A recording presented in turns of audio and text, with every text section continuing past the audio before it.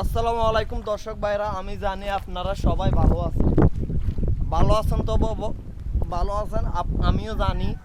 কিন্তু এই রোডের যে অবস্থা আপনারা সবাই দেখেন, এইটা দি ফয়সাল এমপি সাহেব কিন্তু চলাফেরা করতে পারে না। আপনারা যদি দোয়া করেন, আপনারা যদি সাপোর্ট করেন, তাহলে ইনশাল্লাহ আপনাদের চেয়ারম্যান সাহেব এই রোডটা করতে পারে।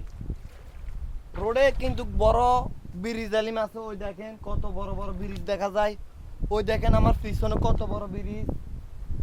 সবাই অসহ্য হয়ে গেছে এই রোডে হেঁটে। আপনাদেরকে কি বলবো, মানে কাফু তুলি আড়ে পানির ভিতরে এই অবস্থা ভাই।